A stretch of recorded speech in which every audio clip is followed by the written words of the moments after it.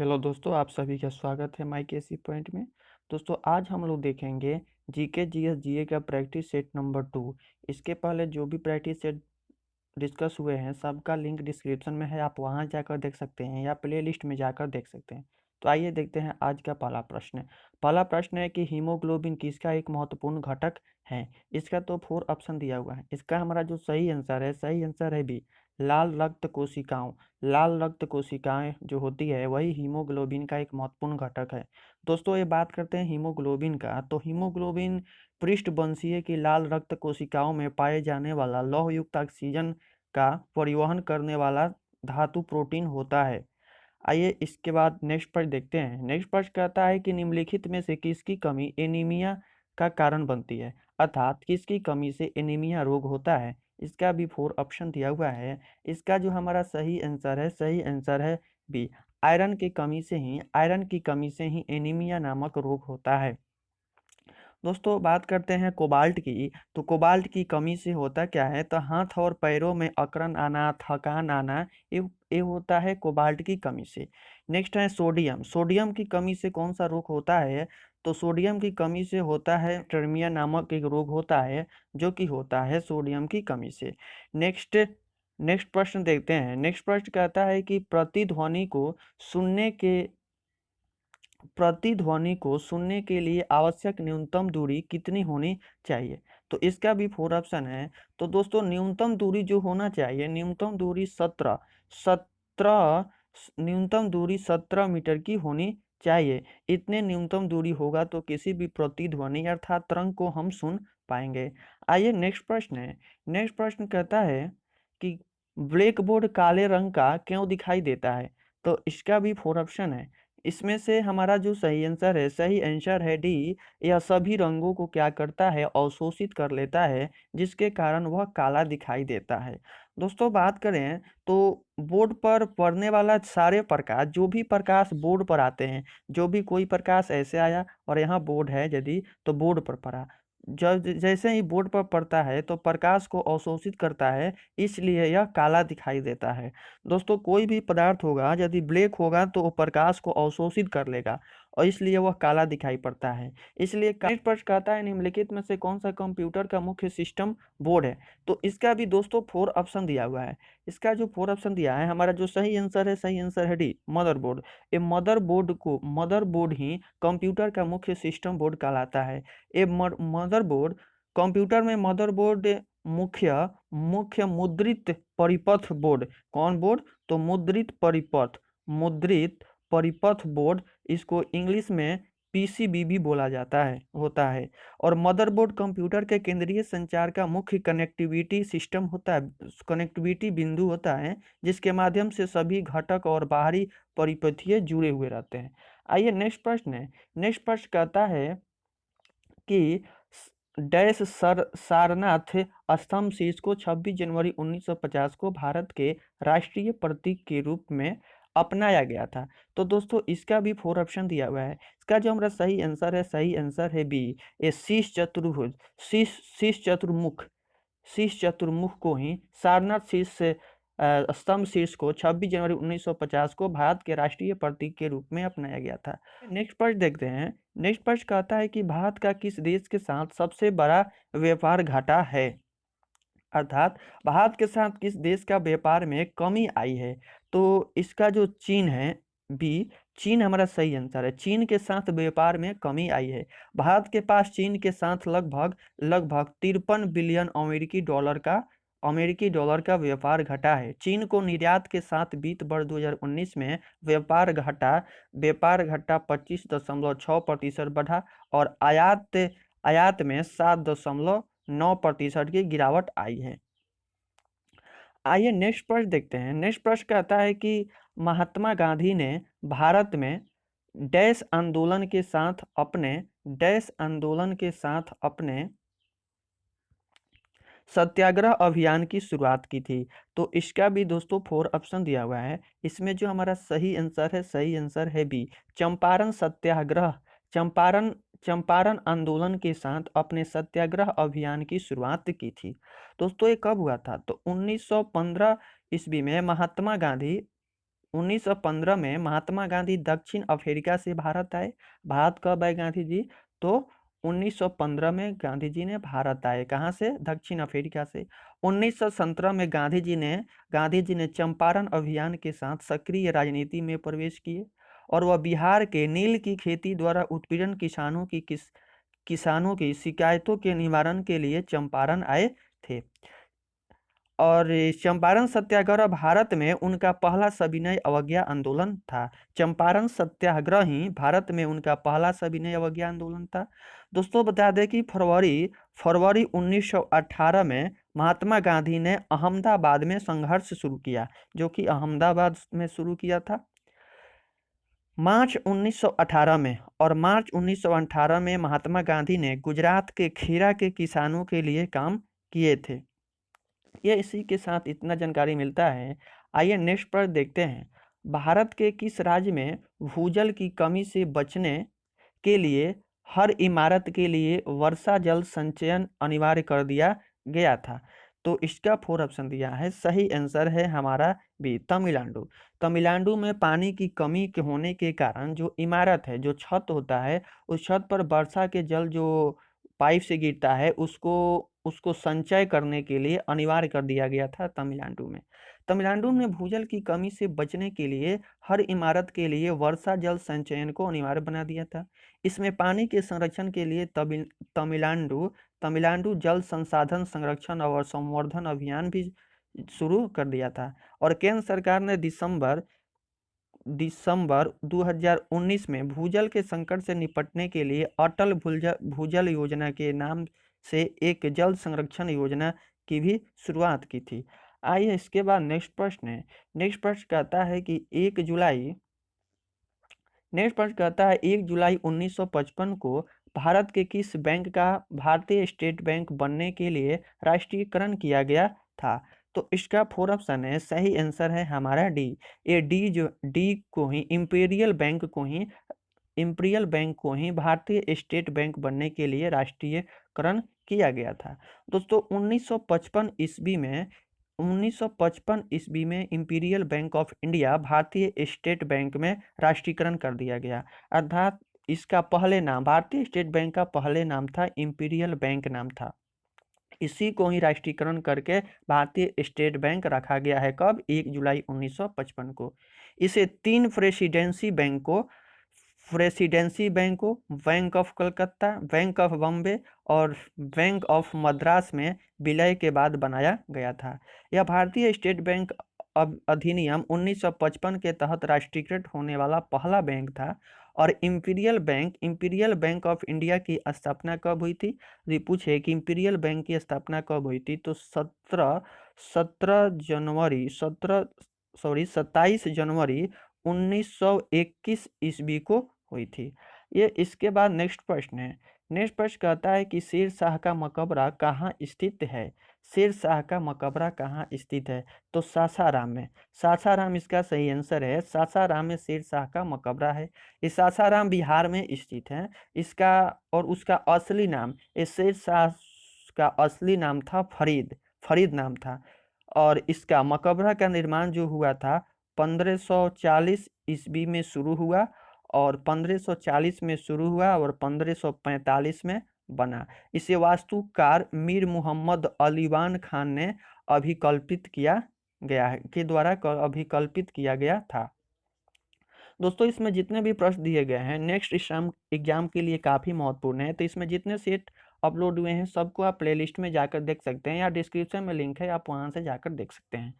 आइए नेक्स्ट प्रश्न देखते हैं कि भारत के किस शहर ने सबसे अधिक नोबेल पुरस्कार विजेता भारतीय नागरिक दिए हैं? अर्थात ये पूछना चाहता है कि भारत का वह कौन सा शहर है जिसने सबसे अधिक नोबेल पुरस्कार विजेता भारतीय नागरिक दिए हैं? तो इसका 4 ऑप्शन है। जो हमारा सही आंसर है कोलकाता नहीं नोबेल पुरस्कार विजेता नागरिक सबसे अधिक दिए हैं। कोलकाता ने 4 सबसे अधिक नोबेल पुरस्कार विजेता भारतीय नागरिक दिए हैं। वे हैं रविन्द्रनाथ टैगोर, मदर टेरेसा, अमर्त्य सेन और अभिजीत बनर्जी। दोस्तों स्वीडन शांति पुरस्कार को छोड़कर सभी नोबेल पुरस्कार देता है और नोबेल पुरस्कार पहली बार 1901 ईस्वी में दिया गया था। आइए इसके बाद, और रविन्द्रनाथ टैगोर को से पहले 1913 में किस एक साहित्य था गीतांजलि के लिए दिया गया था। और सीबी रमन को भी 1930 में रमन प्रभाव के लिए दिया गया। मदर टेरेसा को शांति के लिए दिया गया था। आइए इसके बाद नेक्स्ट प्रश्न कहता है कि राष्ट्रीय खेल दिवस किस प्रसिद्ध खिलाड़ी की जयंती पर मनाया जाता है। तो इसका 4 ऑप्शन है। सही आंसर है हमारा भी ध्यानचंद के नाम पर ही इस खेल को मनाया जाता है। राष्ट्रीय खेल दिवस हर वर्ष 29 अगस्त को मनाया जाता है। यह ध्यानचंद की जयंती के रूप में मनाया जाता है, जो एक हॉकी खिलाड़ी थे। इन्हें द विजार्ड के नाम से भी जाना जाता था। आइए इसके बाद नेक्स्ट प्रश्न देखते हैं। नेक्स्ट प्रश्न का एकाधिक पुरस्कार विजेता चित्रकार और कलाकार सतीश गुजराल को एक बच्चे के रूप में एक बीमारी थी जिसने उन्हें डैश के साथ छोड़ दिया। दोस्तों इसका 4 ऑप्शन दिया हुआ है। 4 ऑप्शन में हमारा जो सही आंसर है सी, दोषपूर्ण श्रवण। ये दोषपूर्ण श्रवण था बचपन में। सतीश गुजराल एक चित्रकार, मूर्तिकार और वृत्ति चित्रकार, एक वास्तुकार और एक लेखक भी थे। उन्होंने 8 वर्ष की उम्र में उन्हें मानसिक रूप से दोषपूर्ण श्रवण का निदान मिला। उन्हें 1999 में पद्म विभूषण से सम्मानित किया गया था। इसके बाद आइए नेक्स्ट प्रश्न देखते हैं। नेक्स्ट प्रश्न कहता है कि सम जलवायु कहाँ पाए जाते हैं। तो इसका हमारा 4 ऑप्शन है। सही आंसर है ए, समुद्र के पास पाए जाते हैं। जब पूरे वर्ष में दिन और रात का तापमान अंतर बहुत कम होता है तो इस प्रकार की जलवायु को सम जलवायु कहा जाता है। और इस प्रकार की जलवायु प्रायः समुद्र या तटीय क्षेत्रों के पास पाई जाती है। और सम जलवायु में टेम्परेचर जो होता है, औसत टेम्परेचर 14 डिग्री सेल्सियस का वार्षिक तापमान होता है। भारत में मुंबई, चेन्नई, मैंगलोर, गोवा, केरल में सम जलवायु पाई जाती है। इसके बाद नेक्स्ट प्रश्न है, निम्नलिखित में से किसके बीच गुणसूत्रीय संयोजन है। तो इसका जो हमारा सही आंसर है ए, दो न्यूरॉन जो है ए के बीच गुणसूत्रीय संयोजन है। गुणसूत्रीय संयोजन तंत्रिका तंत्र में एक संरचना होता है जो कि एक तंत्रिका से दूसरी तंत्रिका तक रसायन या बिजली के संकेत को पारित करने की अनुमति देता है। इसके बाद दोस्तों नेक्स्ट प्रश्न कहता है कि किस अंग की उंगली जैसी वृद्धि होती है जिसे सूक्ष्म तंतु या सिंगुलर विल्स कहा जाता है। तो इसका हमारा 4 ऑप्शन है। इसका हमारा सही आंसर है लघु आंत हमारा सही आंसर है। दोस्तों लघु आंत में मौजूद सूक्ष्म तंतु छोटे उंगली की तरह तंतु के उठे हुए भाग होते हैं जो आंत की सतह के क्षेत्र में वृद्धि करते हैं और विशेष कोशिकाओं को शामिल करते हैं जो रक्त पदार्थों में पदार्थों का परिवहन करती है। आइए इसके बाद नेक्स्ट प्रश्न कहता है कि निम्नलिखित में से क्या एक सदिश मात्रक नहीं है। तो इसका 4 ऑप्शन है। 4 ऑप्शन में हमारा जो सही आंसर है बी, ये जो इलेक्ट्रिक करंट है ये सदिश मात्रक नहीं है। बाकी त्वरण, बल और वेग सारे सदिश मात्रक है, सदिश राशि है। इसके बाद आइए देखते हैं नेक्स्ट प्रश्न कहता है कि वाहनों को एक सुरक्षित मोड़ प्रदान करने के लिए आंतरिक किनारे से ऊपर की ओर घुमावदार सड़कों के बाहरी किनारे को बढ़ाने के लिए आवश्यक केंद्राभिमुख बल प्रदान करने की घटना को क्या कहा जाता है। थर्ड डैश कहा जाता है, क्या कहा जाता है। तो इसका जो हमारा सही आंसर है ए, सड़कों का अधिकोषण उसे कहा जाता है। इसके बाद हमारा जो नेक्स्ट प्रश्न है, नेक्स्ट प्रश्न कहता है क्लाउड कंप्यूटिंग के संदर्भ में PaaS पास का पूर्ण रूप क्या है? तो इसका हमारा सही आंसर है बी सही आंसर है, platform as a service, platform as a service. इसके बाद नेक्स्ट प्रश्न है, नेक्स्ट प्रश्न कहता है निम्नलिखित में से किसे मार्च 2019 में भारतीय क्रिकेट बोर्ड के एथिक्स अधिकारी के रूप में नियुक्त किया गया है? तो इसका 4 ऑप्शन है, सही आंसर है बी डी के जैन को भारतीय क्रिकेट बोर्ड के एथिक्स अधिकारी के रूप में नियुक्त किया गया है। दोस्तों बता दें कि सुप्रीम कोर्ट द्वारा नियुक्त BCCI लोकपाल न्यायमूर्ति DK जैन अब मार्च 2019 में प्रशासनिक समिति की क्रिकेट बोर्ड के एथिक्स अधिकारी के रूप में काम करेंगे।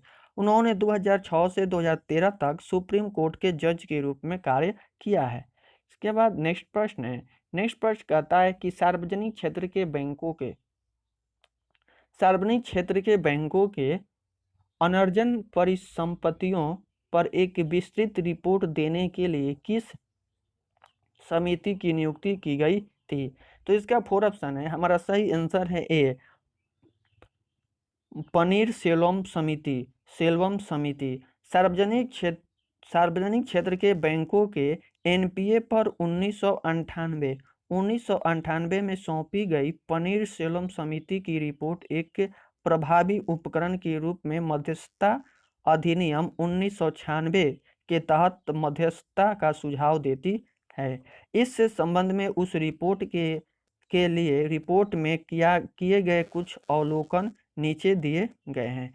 इसके बाद नेक्स्ट प्रश्न है, नेक्स्ट प्रश्न कहता है कि जून 2014 में शुरू की गई मौसम परियोजना डैश की एक पहल है। तो इसका हमारा 4 ऑप्शन दिया हुआ है, हमारा सही आंसर है डी ये सांस्कृतिक मंत्रालय के द्वारा ही एक पहल किया गया था। मौसम संस्कृति मंत्रालय की एक परियोजना है जिसे इंदिरा गांधी राष्ट्रीय कला केंद्र नई दिल्ली द्वारा भारतीय पुरातत्व सर्वेक्षण और सहयोगी निकायों के रूप में भारतीय पुरातत्व सर्वेक्षण विभाग के सहयोग से केंद्रीय समन्वय एजेंसी के रूप में लागू किया गया था। इसके बाद आइए नेक्स्ट प्रश्न देखते हैं। नेक्स्ट प्रश्न कहता है कि चट्टानों के अनुक्रमण और सामान्य समय मान के संदर्भ में उनके निर्वाचन से संबंधित वैज्ञानिक शाखा को क्या कहा जाता है? तो इसका 4 ऑप्शन दिया हुआ है, हमारा सही आंसर है बी स्ट्रैटिग्राफी को ही कहा जाता है। चट्टानों के अनुक्रमण और सामान्य समय गणना के संदर्भ में उनके विवरण से संबंधित वैज्ञानिक शाखा को स्ट्रैटिग्राफी कहा जाता है। सबसे निचली परतें सबसे पुरानी और सबसे ऊंची होती है। इसके बाद देखते हैं नेक्स्ट प्रश्न कहता है कि विश्व का सबसे बड़ा महाद्वीप क्या है? तो विश्व का सबसे बड़ा महाद्वीप एशिया महाद्वीप है। दोस्तों इसमें जितने भी प्रश्न हैं सारे आपके नेक्स्ट एग्जाम के लिए एग्जाम पॉइंट ऑफ व्यू से काफ़ी महत्वपूर्ण है। तो आपने अभी तक यदि चैनल को सब्सक्राइब नहीं किया है तो सब्सक्राइब कर लें, साथ ही बेल आइकन को भी दबा लें ताकि आने वाला नोटिफिकेशन सबसे पहले आपको मिले। मिलते हैं अगले क्लास में, तब तक के लिए बाय।